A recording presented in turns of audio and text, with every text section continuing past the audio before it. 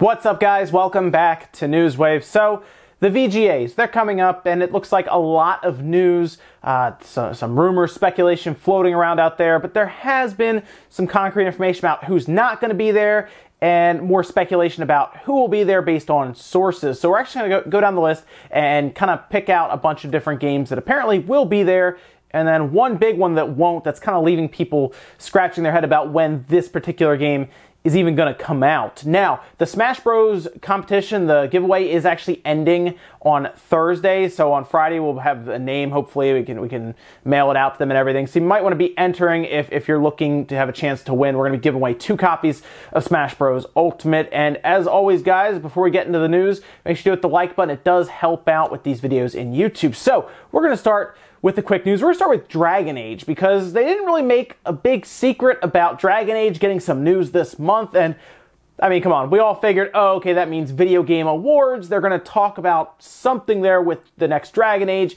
And yet, it looks like that is the case, at least according to VentureBeat. Everything's kind of lining up here. But the one thing that VentureBeat said is that this game, whatever the Dragon Age game is called, well, we could say Dragon Age 4, I guess, right now, is quite a while away. So we're looking like 3 years possibly, according to VentureBeat. And I guess the idea here by EA is just get people hyped up. Now I know it's EA, so well, be careful with those expectations, but they're at least looking to show up and talk about Dragon Age. Probably a teaser, I'm thinking, just to put the name out there and announce it.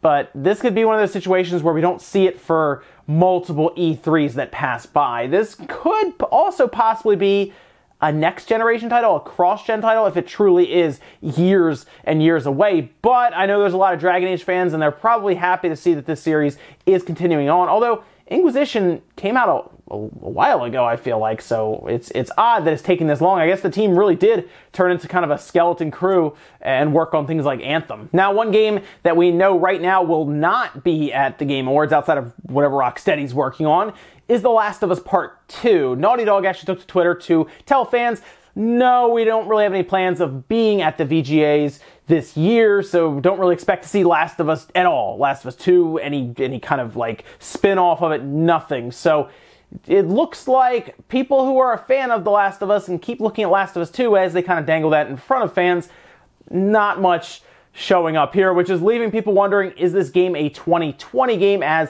that means that they would then start to hype it back up in 2019, hopefully earlier in the year, because they're also not going to be at E3. Remember that. They're not doing that. They could also just put the date out and say, this is when it's coming out. Kind of like they did something similar, obviously, with Days Gone, but maybe it really is a 2020 game. There's even speculation this isn't even a PS4 game, it's a PS5 game. I would like to think that it's a PS4 game, yes, because I believe they said they were running it on PS4 Pro hardware at the E3 that they showed gameplay off, but that's of course them saying that. However, it would make more sense to release it on the platform that has a ton of potential customers, and then do what they did with the first one and remaster it, probably true 4K and everything, and move it over to the PS5. Also, if you've been keeping up with the NES online games, the NES games that we can play online, that Nintendo keeps kind of drip feeding to us, you're probably wondering where the December games are or when they're going to show up. Nintendo took to Twitter and told us that they are coming December 12th, and if you've already forgotten which games those are, that is Ninja Gaiden, Wario's Woods, and Adventures of Lolo. All of those set to play December 12th, probably around midday they'll update, but of course that app is so small and it'd probably update overnight. If they do it overnight, you'll probably just turn it on and just jump right in and it'll be fine. Ninja Gaiden is the one that I would probably be playing, although I'd probably be getting really mad at it too, because that game it's pretty difficult. However, you know, it's more NES games, I guess. The one thing that's interesting is we don't know anything else about what's happening in 2019 beyond this. We don't know about January games or February games, because remember before they told us months in advance about kind of this roadmap of NES games, and then we're kind of left with nothing for January at this point. So I don't know if they're going to tell us about January games after Christmas going into January, or maybe there's a January Direct on the books, and then they'll tell us about what is set up for NES games, Super Nintendo games.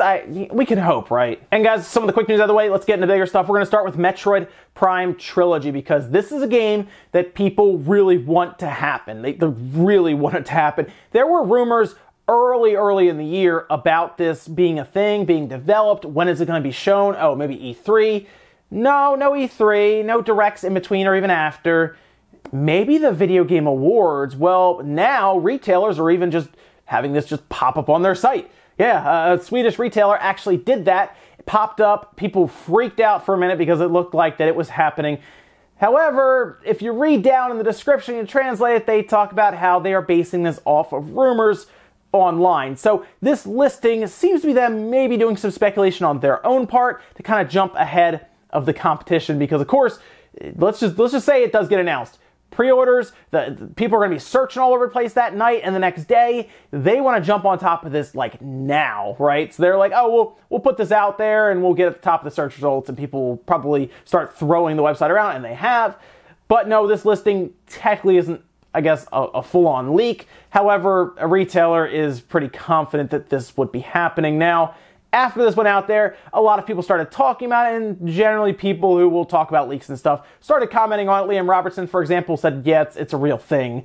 So Metroid Prime Trilogy makes a lot of sense to be announced at the Video Game Awards. In fact, I am expecting it to be announced there at this point. Metroid Prime makes a lot of sense to be shown on a stage that is viewed heavily by a Western audience in the US, for example, who's going to be watching the Video Game Awards primarily. It's prime time here and everything, and it's going to be definitely geared towards the Western audience. So why wouldn't you show a game that is geared towards the Western audience? Metroid Prime doesn't do great in Japan, for example, but it does better out west, so it makes sense. Drop like a Metroid Prime Trilogy, similar to what they did with Bayonetta. Think of, they showed the Bayonetta collection that they brought over, then they showed Bayonetta 3. Makes sense. People can get caught up, and then they can wait for Bayonetta 3.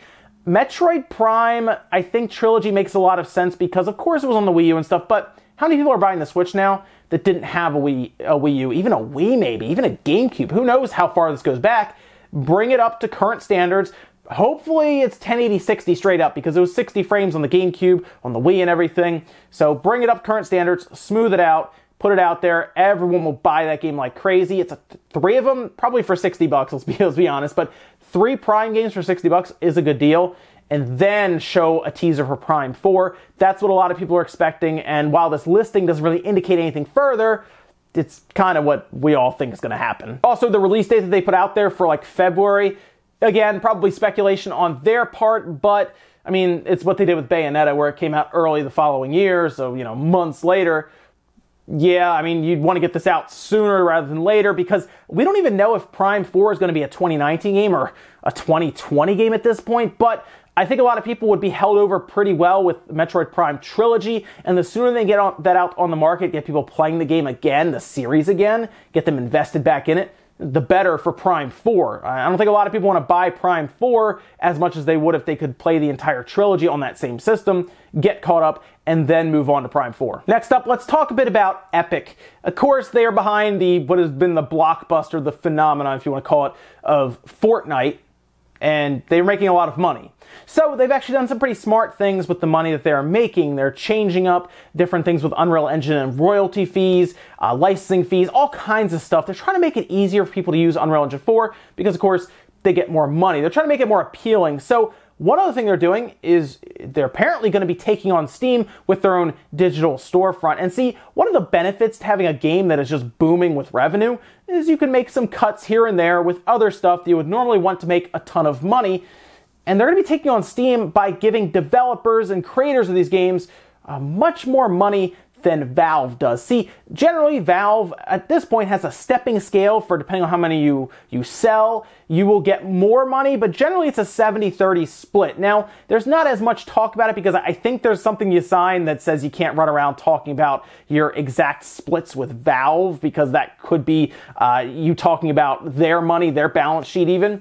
But it looks like Epic is taking a big shot here by doing an 88-12 split. Oh yes, they're giving 88% of the money to the developers. And that is the easiest way to get people into your store and fight against Steam, just giving more money. Money talks, right? Money is what obviously studios run on because people have to get paid and, you know, lights have to stay on. Well, they put out a whole chart here and you can see they're doing some interesting things here. Not only are they doing that, they're also making it so you don't have to pay any kind of licensing fees, royalty fees, or anything on Unreal Engine 4 when you're selling it on their storefront, which is amazing. There's no licensing fees for Unreal Engine 4 when you sell on their Epic Games storefront. Unity, of course, already doesn't really have one. There is some upfront costs, but it's not like Unreal Engine 4 where you'll pay for it as you start selling. So they're doing a lot here. Unreal Engine 4 is, of course, a very popular engine that people are using. Even Japanese studios are using it as well and getting some very good results out of it. But this is big.